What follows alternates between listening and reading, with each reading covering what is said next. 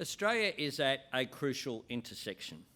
We have a weakening economy and growing job insecurity. We face environmental, demographic and geopolitical challenges. But we have a government that has no agenda, let alone a plan for the future. They're in denial about insecure work, about wage stagnation, about declining living standards. They're in denial about our choked cities and our starved regions. They're in denial about energy and science, and they're more interested in division than inclusion. But above all, they're characterised as being scared of the present but terrified of the future. I'm optimistic about the future, provided that we get the policy settings right. Today, the Labor Party begins laying down the framework on which we will build the policies that we will take to the election in 2022. Today, the Australian Labor Party turns our focus forward. We must face the future in the interests of our country and will be guided every step of the way by our values, Labor values. Values that have at their heart the desire to lift up our fellow Australians and help us reach our full potential, not just as individuals, but as a nation. Our policies will always need to adapt to the changing world around us, but our values are enduring. The very sites of economic production and exchange are transforming rapidly. The global economy is more integrated and competitive than ever before. And in that changing world, we are confronting an intensifying international debate over energy production and our natural environment. More and more women are claiming their right to employment and economic security, forever changing the face of and the culture within our workplaces. We are in the midst of a technological revolution. It is acting as both a catalyst for disruption and providing an unprecedented opportunity to improve our lives. It's a revolution that is changing absolutely everything. The way we live, the way we learn, the way we relate to each other, and of course, the way that we work. Today I present the first in a series of vision statements, and I'm proud to do it here in Perth, WA. It concerns the very heart of Labor's mission, jobs and the future of work. We understand that work isn't just about a paycheck. With work comes purpose, self-confidence and dignity. Good jobs strengthen families and communities. Australians are worried about the future of their job and the jobs that their children will have in the future. They are anxious about facing technological change greater than at any time in human history. They deserve reassurance that the future of work will help them get ahead and not fall behind. And they expect government to do its bit by working just as hard as they do. As a party born of working Australians, which arose from the trade union movement, Labor will fight to see aspirations rewarded and hopes realised. Australians want their children to have better lives and more opportunities than they enjoyed. It's not too much to ask for. In 2019, however, many feared that this simply won't happen, that their children will have fewer opportunities than they enjoyed. And they're right to be anxious. They're right to be worried about weak growth and stagnant wages. The current government's finance minister has even described low wages growth, and I quote, a deliberate design feature of our economic architecture. The pace of change is confronting, I get it. While government cannot stop change, it can certainly shape change. And Labor's priority has always been, and always will be, to shape that change in the interests of people. Only Labor can lead Australia confidently into our future. We've done it before and we'll do it again. Like Bob Hawke and Paul Keating, I understand that building the future means that we must first and foremost be in the business of creating wealth as well as ensuring it is distributed fairly. Labor is proudly and resolutely pro-growth. We understand that successful businesses and a vibrant economy are essential prerequisites for that jobs growth. The contribution made by the 2.2 million small businesses is particularly important. They employ 4.9 million Australians, nearly half of all private sector employees. Ensuring that they thrive and flourish is vital to our national prosperity. So too is finding and harnessing new drivers of prosperity. We need to shape our changing economy so it serves the Australian people, not the other way around. Not yesterday's economy, tomorrow's economy. When it comes to building that economy, technology and innovation are our allies. They are the key to boosting productivity. We must find new ways to use our resources more effectively, especially our most important resource, the talents of our people. As much as technology can play a part here, people will matter even more.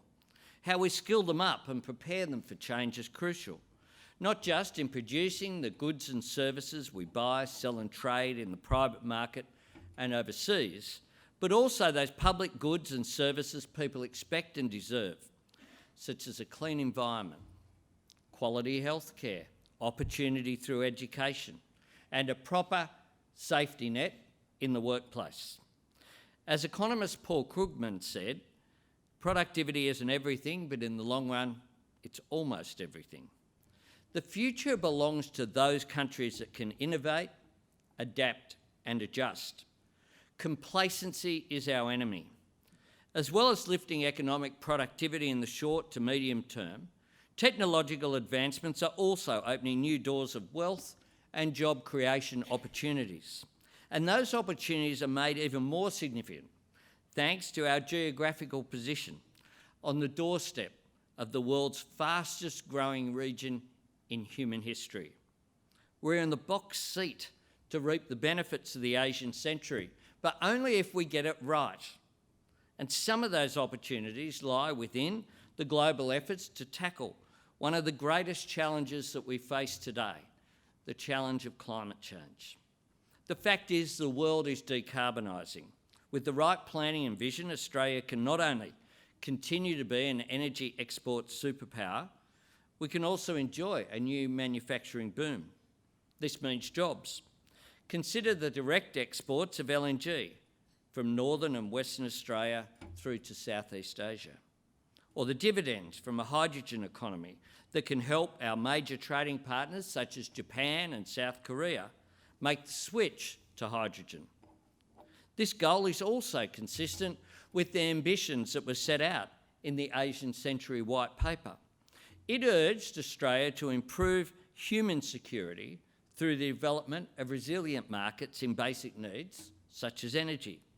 Indeed, experts tell us that achieving 50% renewable energy at home while building a hydrogen export industry would create 87,000 good, well-paid jobs.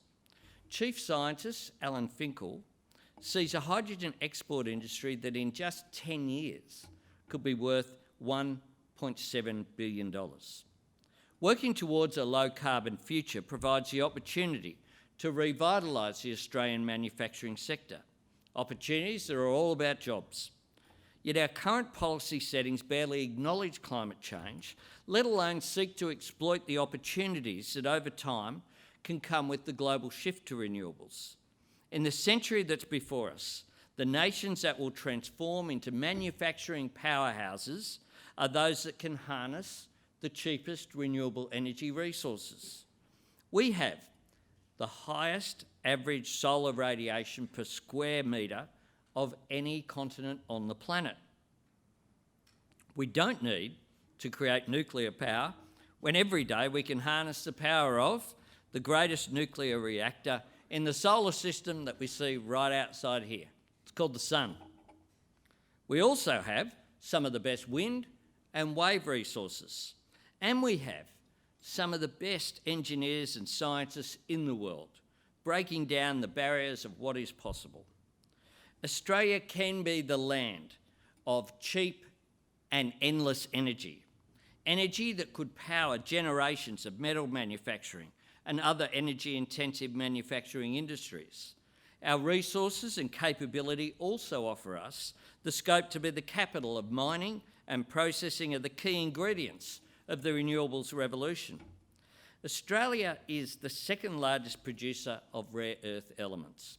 We have the greatest reserves in the world of iron and titanium, the second greatest reserves of copper and lithium, and the third greatest deposits of silver.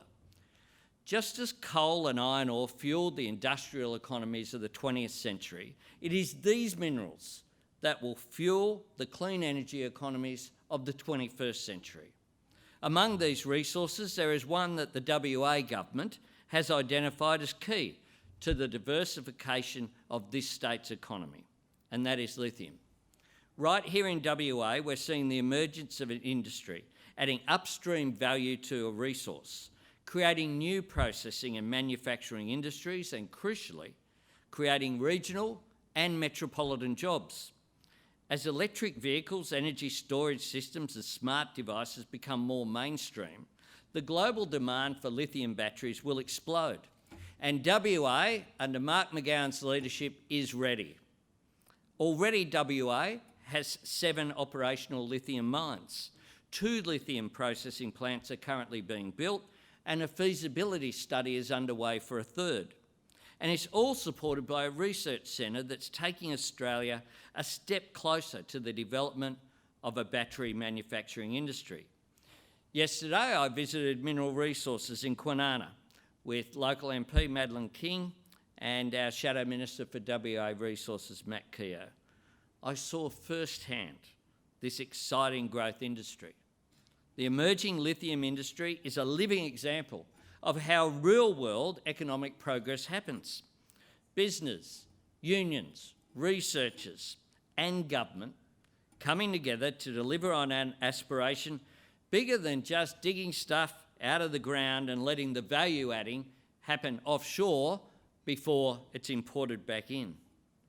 Not only is Australia in a position to build the batteries, Brisbane-based company Lithium has developed and is already exporting the technology to recharge them. Their charging stations are the fastest in the world and are fueling the shift to electric vehicles in Europe. Our traditional industries are also poised to benefit from a low-carbon future. For example, it takes more than 200 tonnes of metallurgical coal to produce 1 wind turbine.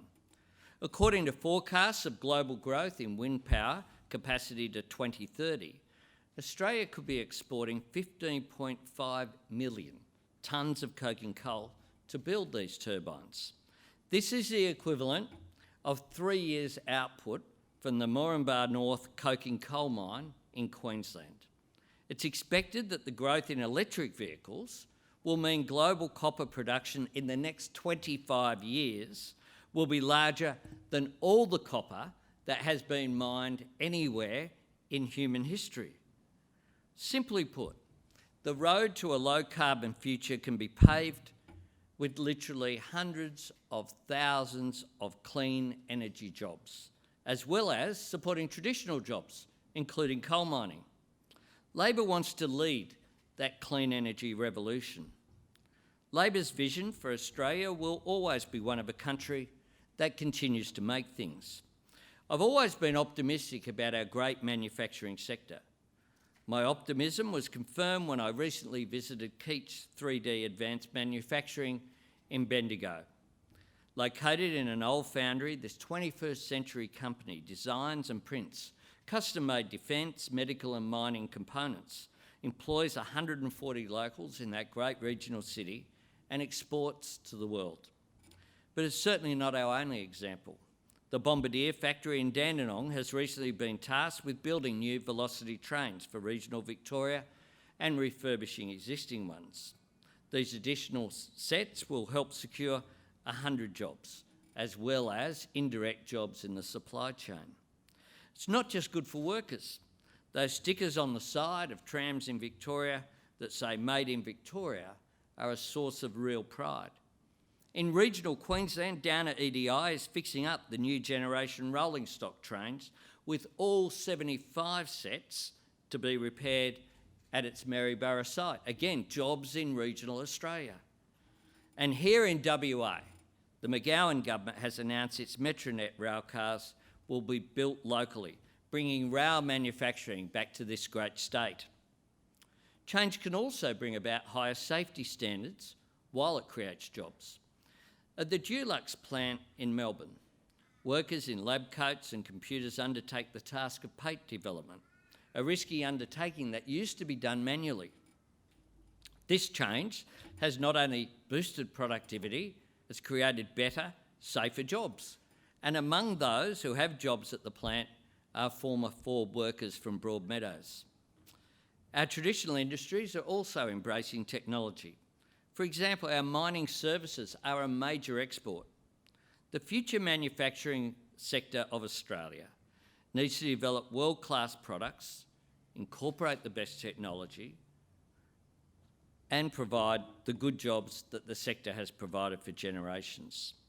And a high-quality manufacturing sector that competes on the basis of being the best, not on the basis of a race to the bottom on wages, is how we deliver the good manufacturing jobs that we both need and we deserve.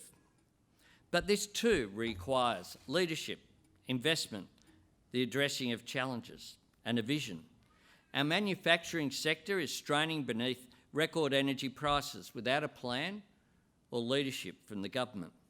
I want firms to invest, and that is why the decline in business investment under the coalition is so concerning. Government should be about encouraging capital investment. Labor's been urging a bring forward of the infrastructure investment that is needed to stimulate the economy. Today I call upon the government to introduce an upgraded investment guarantee as part of a measured economic stimulus package to boost our sluggish economy. Bringing forward infrastructure investment combined with increased business investment will create jobs in the short term as well as lifting productivity. Two of our other greatest renewable resources are our imagination and our creativity. Our government should be playing more of a leadership role in the development of employment opportunities in the creative sectors. These industries span creative services such as architecture, design, software, digital content, advertising and marketing, as well as cultural production including film, television and radio, music and performing arts, publishing and the visual arts. Governments across the world are recognising the creative industries as a key strategic area for development. In Australia, these industries are growing at nearly twice the rate of the broader Australian workforce. And because they require creativity and judgment, they support jobs that are much less likely to be automated. The creative industries are of strategic importance to Australia, but are being held back by cuts, a lack of investment, and outdated policy settings. So I'm pleased to announce that Labor will hold a Creative Economy Summit in the first half of next year. Led by Shadow Minister Michelle Rowland, the summit will bring together key players from across the creative industries to chart a course for an expansion. There are other developments that will have profound effects on countries and their economies, notably the future impact of artificial intelligence. Some have estimated that over the next 10 years, AI could create nearly $15 trillion in economic value. 15 trillion. In last year's budget, the government announced it was allocating $30 million over 4 years to support the development of AI. That's a start, but bear in mind our Singaporean neighbours are devoting around about 5 times to that amount, and they start off ahead of us before the process. At this year's election, Labor championed the establishment of a national centre of AI excellence to help chart the likely national investment required in this area by bringing together those with a stake or an interest in the effect of AI's application in our economy. This centre needs to be established now or will fall behind. Think of it this way. My son was born at the end of the year 2000. For his generation and the next to come, we must respond to the digital revolution with plans to help manage its impact on the future of work and maximise the benefit for communities and our economy. Achieving growth also depends on ensuring that all Australians are able to participate in the workforce. Since the equal pay decisions of the 1970s, progress has been made to ensure workplace equality for Australian women. Yet women in the workplace still suffer gender segregation, pay inequality, sexual harassment and discrimination. To ensure that Australian women thrive in the workforce, we must change the culture of Australian workplaces when it comes to caring responsibilities. We must strive for a labour market where women can be seen on construction or mining sites as equally as men are seen in our places of care. A labour market where the only thing that matters is your skill and your ability to do the job.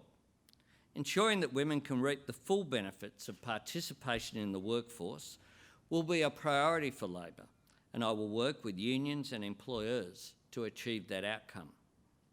Higher productivity and greater economic growth will only be sustainable when everyone can access the job opportunities and the resulting prosperity. A strong economy and an inclusive society go hand in hand. But even now, the unprecedented pace of change and the spread of new technologies are leaving many workers unsettled, and others, of course, are left out of the labour market altogether. To return confidence to the labour market, we need to rebuild the pathways that allow workers to engage with technology and innovation in an assured manner. This will require the single-minded pursuit of skills. Skilled workers are confident. They have more choices. And we know that almost 2 million Australians are either out of work or they want more hours. Yet a recent AIG survey indicated that 3/4 of Australian businesses cannot find the skilled workers that they need. According to the government's own agency, there are skills shortages: pastry chefs, electricians, motor vehicle repairers, bricklayers. Furthermore, the Australian Resources and Energy Group predicts the mining sector will need an additional 21,000 on-site employees by 2024. As a result of the rollout of the NDIS and the ageing of our population, the demand for workers in health and human services is set to become even more acute. In short, what we have in Australia at the moment is a labour market that's characterised by the mismatch between what workers have to offer and what employers need. Over the past 6 years, the current government, in order to deal with this, has issued 500,000 visas to foreign workers. Instead, what we should be doing, wherever possible, is training Australians for current and future jobs. I recognise that this debate is a complex one, but working through the issues is what conscientious governments do. We must commence a national project to repair our vet system. We see a steep decline in Australians who are working towards an apprenticeship, with 150,000 fewer apprentices and trainees than when this government came to office. This includes 7,000 fewer across Perth alone. Under this government, TAFE and training have suffered huge cuts and gross underinvestment, and state governments have also had an impact. Under the previous WA Liberal government, TAFE fees for some courses went up by as much as 500%. Mark McGowan's government is dealing with that. It's committed to TAFE, as demonstrated by its lower fees local skills policy, which halves TAFE fees for high priority skills. Too many young Australians have been burnt in recent years by fraudulent training providers, and that must never be allowed to happen again. We must also ensure that trade qualifications are more relevant to the jobs of today, and to ensure that people have skills that transfer between occupations. Transferability of skills is critical in a world of accelerating change. Today I announced that Labor in government will establish a new national partnership to drive improved outcomes in the vocational education and training sector, and to strengthen workforce planning, particularly in the growing sectors of our economy. We will create Jobs and Skills Australia. This will be a genuine partnership across all sectors: business leaders, both large and small, state and territory governments, unions, education providers, and those who understand particular regions.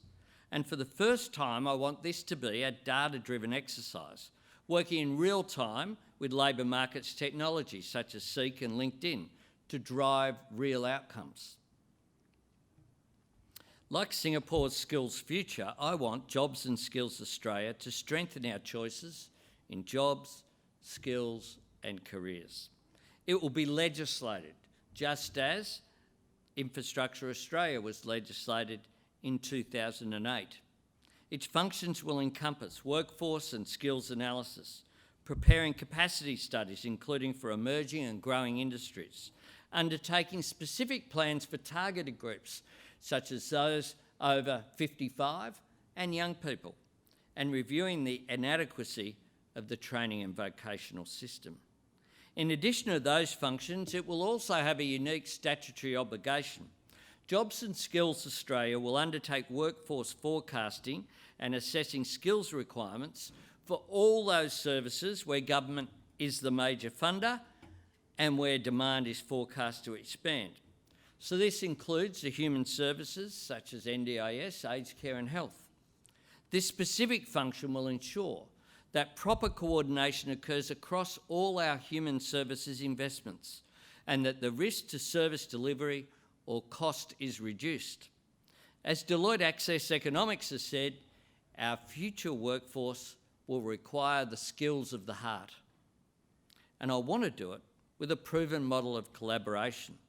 It'll work with business and unions to harness insights from industry to ensure that training isn't meeting not just today's needs, but the needs of the future. It will ensure the Commonwealth works genuinely with the states and territories. The TAFE system is the cornerstone of the Australian training system. It can be complemented, but it can never be replaced. Our model of Jobs and Skills Australia is for that genuine partnership. The skills challenge of today is more acute than when the Rudd government developed our skills policy, which is why today's policy goes further. I see it as the basis of a new compact. The Coalition has taken some steps in this direction with the proposed establishment of a National Skills Commission, but this is a late and inadequate response from a tired government in its 7th year. The same government that abolished the Australian Workplace and Productivity Agency that Labor established in 2008. This was an active decision to vacate national leadership in this area, and our workers and the businesses that need them have been paying the price. I know that collaboration works. As Infrastructure Minister, I established Infrastructure Australia. In spite of the fact it was opposed by the Coalition at the time, it remains in place today because it works. And I envisage a similar model for Jobs and Skills Australia. Put simply, a collaborative model to guide investment in human capital, just as Infrastructure Australia provides a model to invest in physical capital. Labor will always ensure that workers have access to a strong and stable set of minimum conditions, as well as ensuring that workers have the right protections. We need to ensure that workers get their fair share of gains in national productivity. Let me be very clear though, supporting protections is not the same as supporting protectionism. A trading nation such as ours cannot depend on the latter. Protectionism detracts from growth and punishes consumers as well as businesses. But protections are different. They're the insurance we take on to reduce uncertainty, strengthen confidence, manage risk and support enterprise. Labor has always advanced such protections. Protections such as the age pension introduced by Andrew Fisher, the National Unemployment Benefit Scheme of Curtin and Chifley, universal superannuation and Medicare under Hawke and Keating, the NDIS and paid parental leave under Rudd and Gillard. There's a common theme here. All of these great reforms help protect Australians against uncertainty and the risk of loss, not least in regional Australia where unemployment rates are higher. We've established a regional jobs task force chaired by Meryl Swanson to focus on employment in our regions, because right now uncertainty is everywhere. Job insecurity is on the rise, and it doesn't discriminate. According to the latest research, 1 in 4 workers feels unsure about the future of their current job, and half expect it will be difficult to find a new one quickly if they had to. While many people take on casual or similar styles of work for lifestyle or other reasons, others, compelled by financial necessity, have little choice. Instead, they find themselves working unpredictable, fluctuating hours with few or no protections and uncertainty about the size of their pay packet. As a result, many of these workers are unable to plan ahead or make time to be with their families. They may find it impossible to get a car loan, let alone a home loan. Their lack of job security may leave them too afraid to speak out at work about issues such as health and safety. These Australians deserve a greater sense of security. One option will be to investigate the barriers to business offering full-time employment. A full-time job is what most Australians want. This would not only be better for workers, businesses prosper when they foster stronger, mutually beneficial relationships with their workforces. Our industrial relations system is being strained by the emergence of new forms of employment arrangements. One such trend is the growth in intermediated or on-demand employment, such as the growth in the gig economy. And non-standard work is seen across industries. For employers, non-standard arrangements can help with volatility or short-term spikes in demand for labour, and we get that.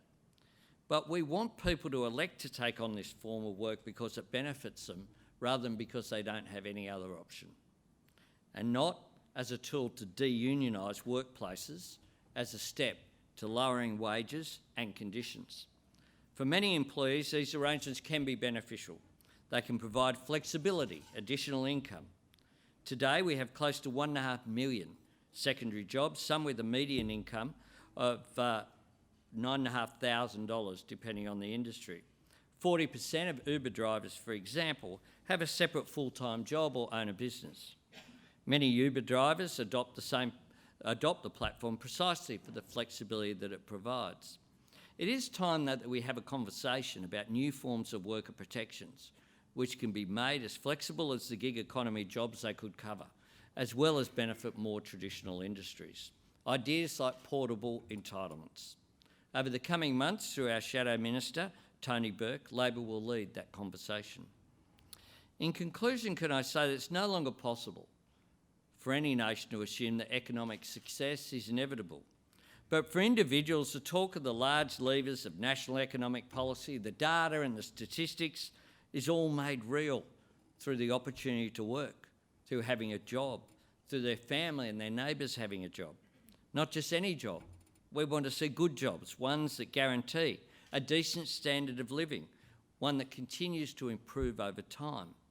But just what those jobs will be a decade from now is uncertain. Hawke and Keating laid the foundations for 28 consecutive years of economic growth. Rudd and Gillard saw us through the global financial crisis. In the coming decades, we need to create the conditions to prosper in our changing and dynamic world. There's absolutely no sign that the current government even understands this challenge, let alone possesses the will to tackle it. To put it bluntly, they are complacent and they have no plan. Labor is prepared to take it on. We know we can do this as long as we work together and present a vision for the future. Whatever the economic challenges that we face, a fair day's work for a fair day's pay is still a concept worth aspiring to. The future isn't going away. It's already with us right here now. Thanks very much.